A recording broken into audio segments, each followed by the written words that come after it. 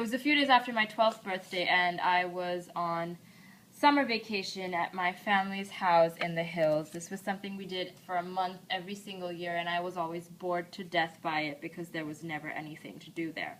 That particular day, however, I was pretty proud of myself because I had finally graduated from staring at water lilies in the lake to somewhat successfully navigating one oar to row a boat. Only later did I realize that I may have exaggerated a little bit about what I had learned that day, because my family friend who I was talking to suggested that I help her out by participating in the annual regatta and being her doubles partner because her original partner had dropped out of the race. I was super confused and conflicted because I wanted to help her out, but I had no idea what I was going to do. But she assured me that she would teach me and that everything would be okay. So at 7 a.m. the next morning, I found myself signing up to participate in a race that I was not prepared for. She insisted that we get there that early so we had as much time as possible to practice. Unfortunately, we also beat the boathouse captain to his job, and so we spent the next 3 hours going over rowing concepts. And I spent the next 3 hours imagining everything that could go wrong. Like that I would throw the rudder buoy into the water, that I would lose an oar, that I would jump in the water voluntarily or involuntarily.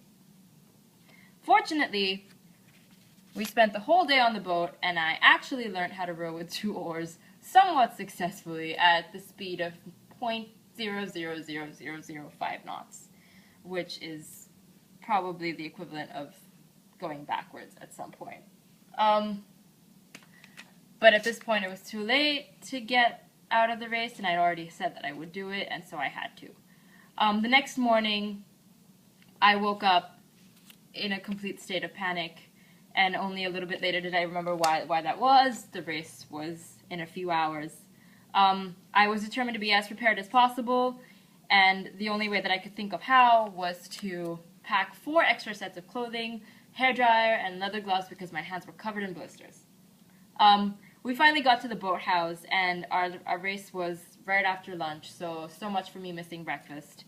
The time up to lunch went by pretty quickly, and I soon found myself standing in line to get a life jacket, which was a good thing, in my opinion.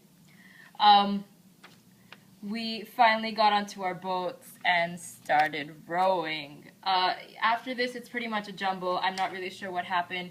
It was some combination of this,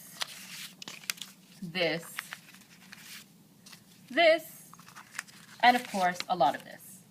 At some point, I heard our rudder boy, who was drenched at this point, I think from me, scream stop, because the race was over and we were a couple of meters past the finish line. I didn't really care about any of that, which maybe I should have a little bit, but all I cared about was what position we had come in, and it turns out that we had come second, and so, yay!